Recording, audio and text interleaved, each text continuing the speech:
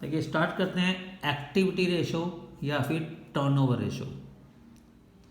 इसका first part है हमारा इन्वेंट्री टर्नओवर रेशो। इन्वेंट्री का मतलब होता है stock, means stock turnover ratio भी हम इसको कहते हैं।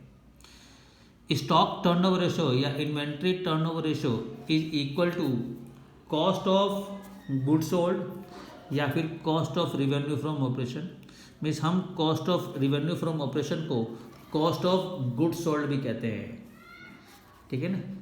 अब तो इसको cost of revenue from operation कहा जाता है, लेकिन पहले इसे हम कॉस्ट ऑफ गुड्स सोल्ड ही कहते थे।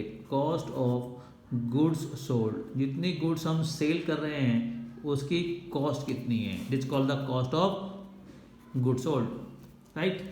अपॉन में average inventory means average stock. Average stock क्या होता है? Average stock equal to opening stock plus closing stock upon में 2। ओपनिंग क्लोजिंग स्टॉक प्लस करो, दोनों को 2 से डिवाइड कर दो, हमें एवरेज स्टॉक मिल जाएगा।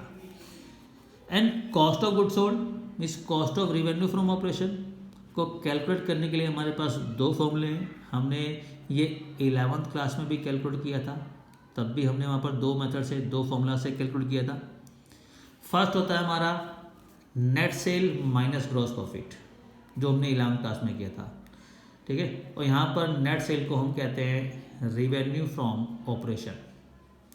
तो cost of revenue from operation equal to revenue from operation means net sale minus gross profit. अगर नेट सेल में से रिवेन्यू फ्रॉम ऑपरेशन में से हम ग्रॉस प्रॉफिट माइनस कर दें तो हमें कॉस्ट ऑफ गुड्स सोल्ड मिल जाता है। दूसरा formula opening inventory means opening stock, देखिए आपको याद आ जाएगा, plus net purchases. Net purchase का मतलब होता है purchase minus purchase return, plus direct expenses.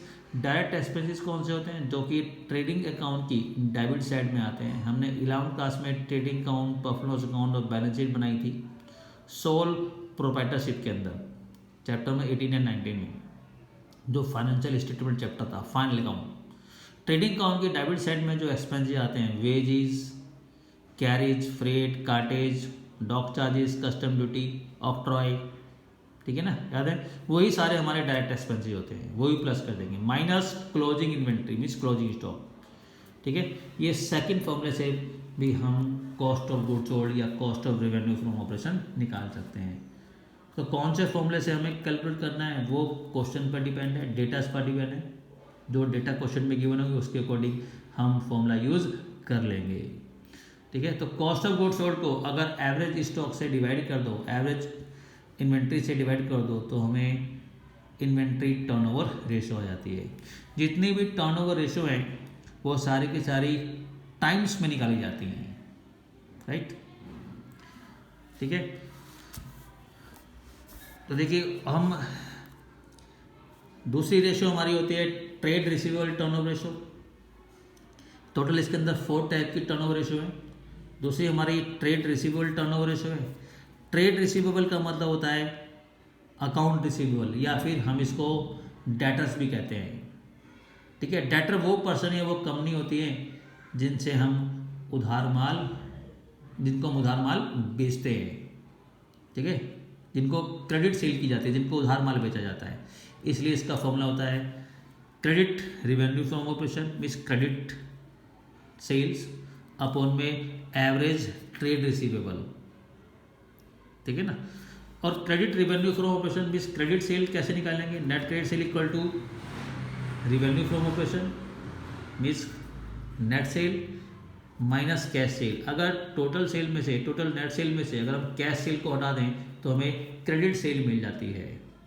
And average trade receivable, जैसे हमने एवरेज स्टॉक निकाला था वैसे एवरेज ट्रेड रिसीवेबल भी हम निकाल सकते हैं, ठीक है ना, राइट। जब हम क्वेश्चन करेंगे तो वहाँ पर डिस्कस करेंगे एक बार इन सभी को दोबारा।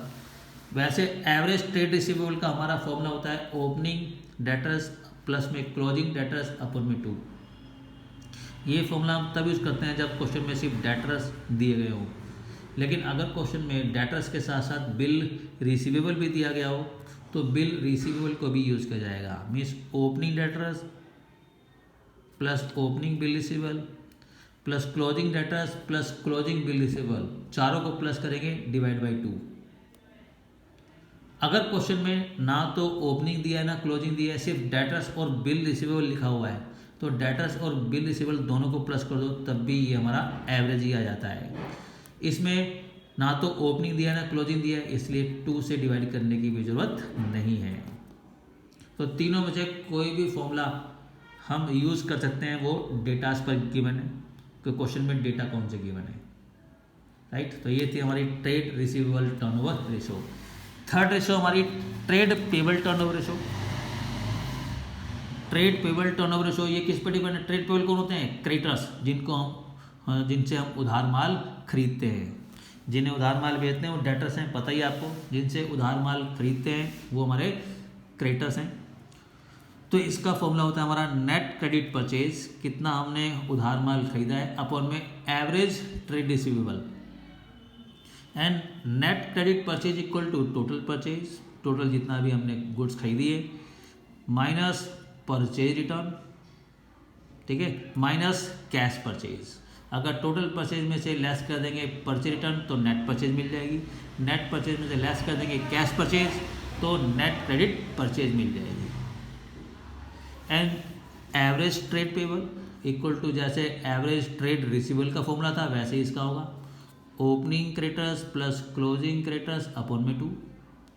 या फिर अगर क्रेडिटर्स के साथ साथ हमें बिल्स पेबल भी दिए गए हैं तो वो भी ऐड करेंगे, opening creditors plus opening bill payable plus closing creditors plus closing bill payable upon में 2। अगर क्वेश्चन में सिर्फ क्रेडिटर्स और बिल पेबल दिया है, ना कोई ओपनिंग ना क्लोजिंग, तो दोनों को प्लस कर देंगे तब भी हमारा एवरेज ट्रेड पेबल आ जाएगा। और फोर्थ रेशो होती है हमारी working capital turnover ratio, and working capital turnover ratio equal to revenue from operation means net sale upon में net working capital. Net working capital हमें पता है current assets minus current liabilities, वो हमारी working capital होती है। Means revenue from operation को net sale को वर्किंग कैपिटल से डिवाइड कर दो तो वर्किंग कैपिटल टर्नओवर रेशो आ जाती है, ठीक है। तो टर्नओवर रेशो के अंदर ये हमारे 4 पार्ट्स हैं। पहले हम स्टार्ट कर रहे हैं inventory turnover ratio, and inventory turnover ratio equal to cost of goods sold या cost of revenue from operation upon में average inventory, right.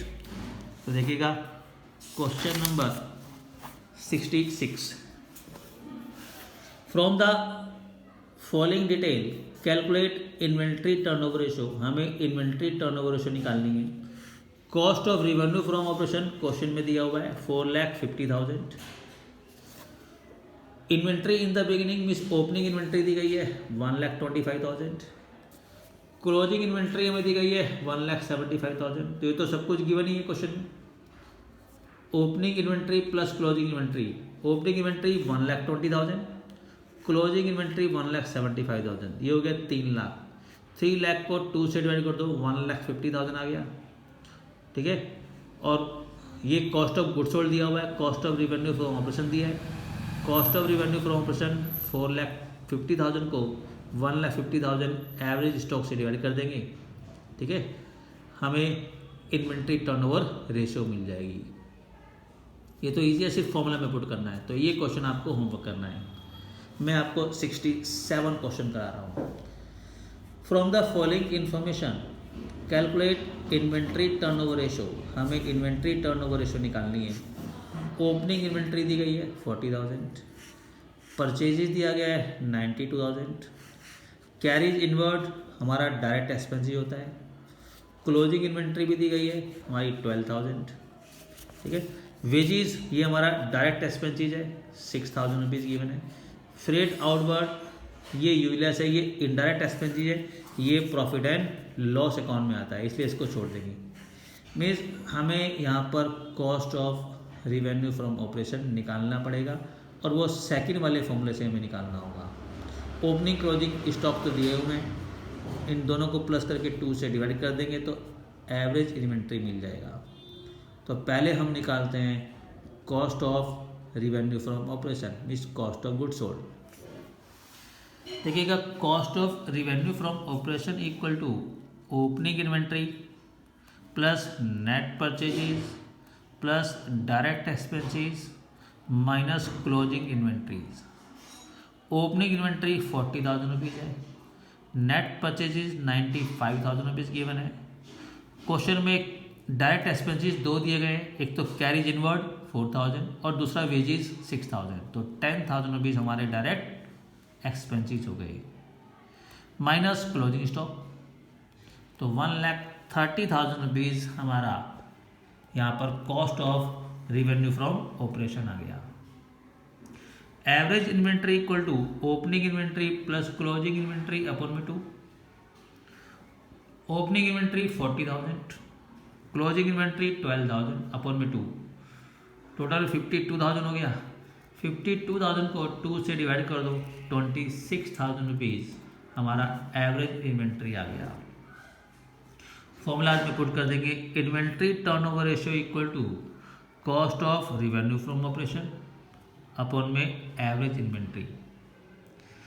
Cost of revenue from operation हमने 1,30,000 रुपीज़ कैलकुलेट किया है और एवरेज इन्वेंट्री 26,000 रुपीज़ कैलकुलेट किया है, तो 1,30,000 को 26,000 से डिवाइड कर दो, 5 टाइम्स हमारी इन्वेंट्री टर्नओवर रेशियो आ गई।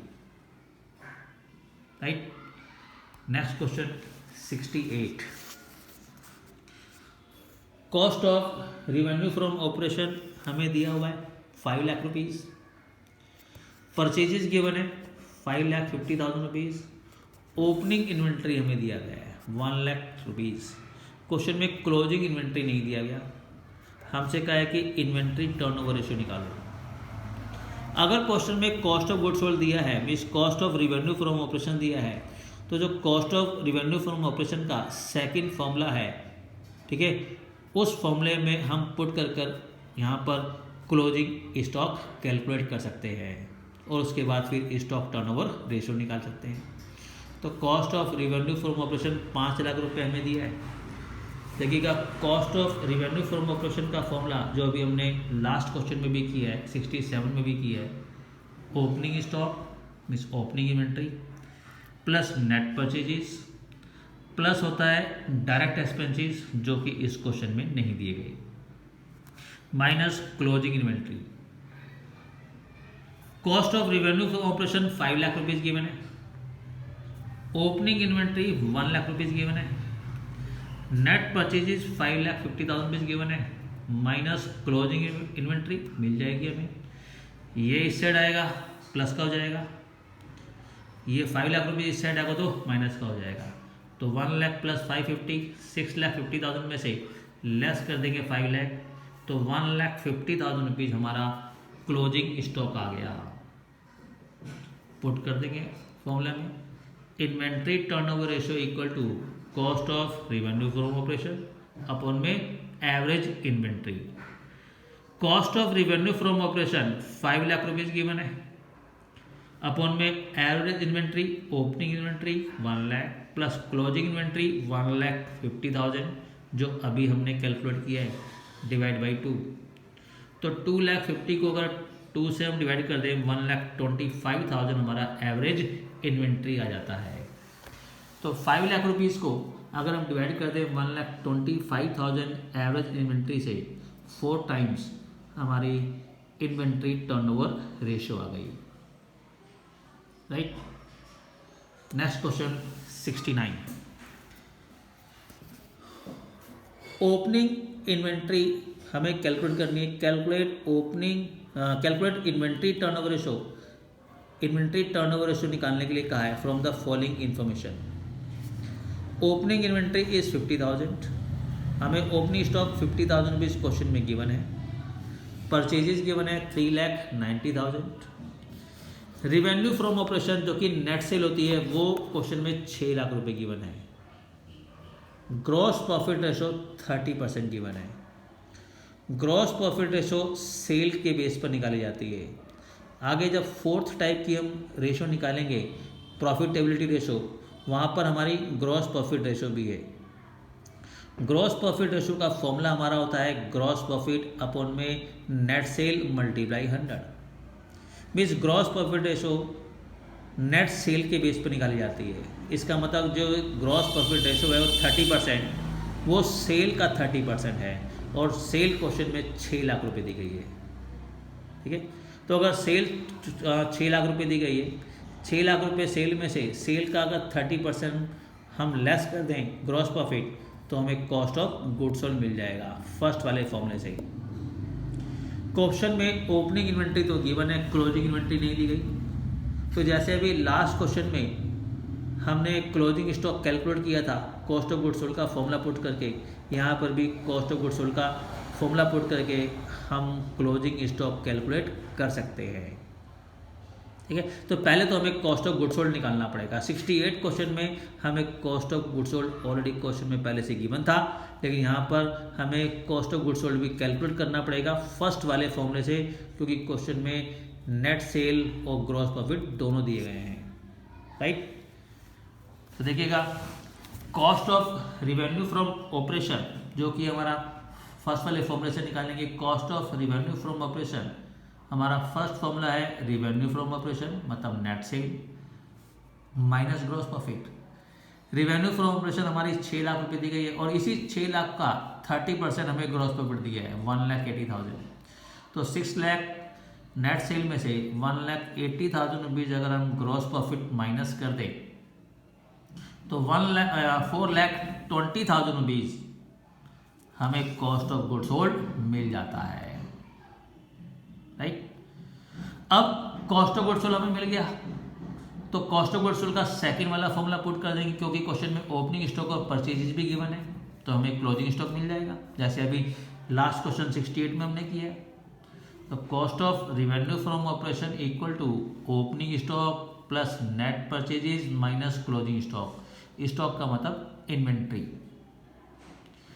Cost of revenue from operation अभी हमने कैलकुलेट किया है 4,20,000 equal to opening stock question में गिवन है 50,000 प्लस नेट परचेजेस क्वेश्चन में गिवन है 3,90,000 minus closing stock.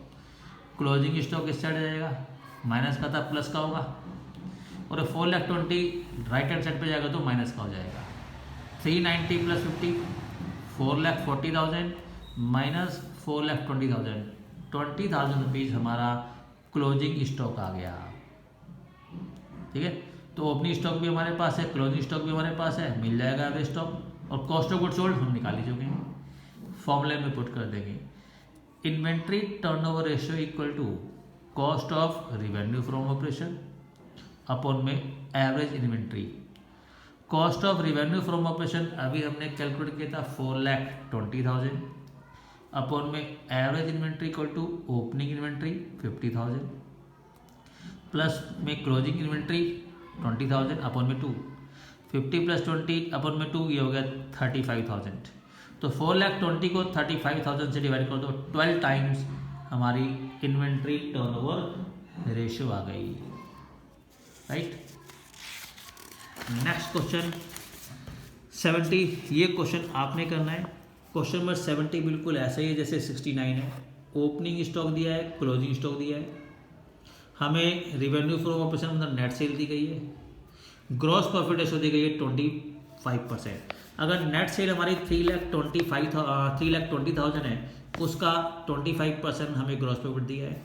Net sale में से ग्रॉस प्रॉफिट माइनस कर दो, कॉस्ट ऑफ गुड्स सोल्ड आ गया, means cost of revenue from operation आ गया, ओपनिंग क्लोजिंग स्टॉक दिए हुए हैं, प्लस करो 2 से डिवाइड कर दो, एवरेज स्टॉक आ जाएगा। और रेशो निकालने के लिए फॉर्मूले में पुट कर देंगे, तो ये इजी है। ठीक है, तो क्वेश्चन नंबर 70 आप होमवर्क में करेंगे। Question number 71, from the following information calculate inventory turnover ratio. हमें इन्वेंट्री टर्नओवर रेशो निकालनी है। Revenue from operation miss sale हमें दी गई है 16 लाख। एवरेज इन्वेंट्री क्वेश्चन में 2,20,000 रुपीज़ गिवन है। हमें ग्रॉस लॉस रेशो दी गई है, ग्रॉस प्रॉफिट की जगह ग्रॉस लॉस दिया है। अगर cost of revenue from operation निकालने के लिए means cost of goods sold निकालने के लिए हम रिवेन्यू फ्रॉम ऑपरेशन में से मीन्स नेट सेल में से अगर हम ग्रॉस प्रॉफिट को माइनस करते हैं तो ग्रॉस लॉस को क्या कर देंगे, ऐड कर देंगे। ठीक है ना, इससे हमें क्या मिल जाएगा, कॉस्ट ऑफ गुड्स सोल्ड मिल जाएगा।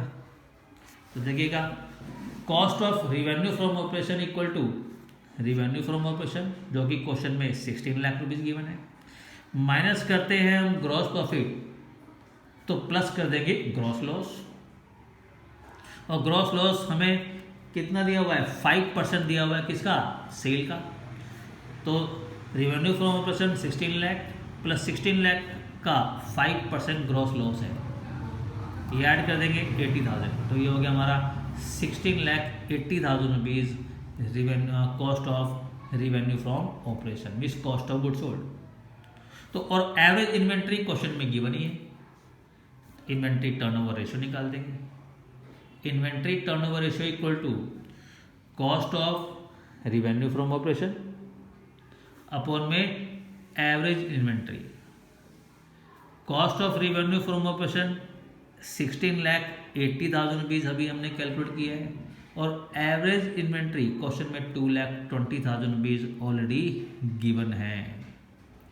16,80,000 रुपीज़ को 2,20,000 से डिवाइड कर दो, 7.64 टाइम्स हमारी इन्वेंट्री टर्नओवर रेशियो आ जाएगी। ठीक है, 7.64 टाइम्स, राइट। क्वेश्चन नंबर 72 देखिएगा, revenue from operation 4 lakh rupees given है, gross profit 1 lakh rupees given है। अगर रिवेन्यू फ्रॉम ऑपरेशन में से ग्रॉस प्रॉफिट माइनस कर दें तो 3 लाख रुपए हमें कॉस्ट ऑफ गुड्स सोल्ड मिल गया। क्लोजिंग इन्वेंट्री हमें 1,20,000 रुपये दिया है, मीन्स आज हमारे पास जो स्टॉक है, जो क्लोजिंग स्टॉक है, आज हमारे पास जो स्टॉक है वो 1,20,000 रुपीज़ है। कहते हैं axis of closing inventory over opening inventory is 40,000। हमारे पास आज जो क्लोजिंग स्टॉक 1,20,000 रुपये है, ये ओपनिंग इन्वेंट्री से 40,000 रुपीज़ ज़्यादा है। मीन्स इस ईयर के करंट ईयर के स्टार्टिंग में जितना भी हमारे पास ओपनिंग स्टॉक था, आज हमारे पास जो एक क्लोजिंग स्टॉक है 1,20,000, ठीक है, ये ओपनिंग स्टॉक से 40,000 रुपये ज़्यादा है। ठीक है, तो हमारा जो क्लोजिंग स्टॉक ओपनिंग स्टॉक से जितना भी ज़्यादा है, वो एक्सिस अमाउंट इसमें से लेस कर दो 1,20,000 में से। इसका मतलब हमारा जो ओपनिंग स्टॉक था वो कितना था, 80,000। करंट ईयर के स्टार्टिंग में हमारा जो ओपनिंग स्टॉक था 80,000 था, तभी तो आज हमारे पास उस 80,000 रुपीज़ से 40,000 रुपये ज़्यादा है, जो कि क्लोजिंग स्टॉक 1,20,000 रुपये है, राइट।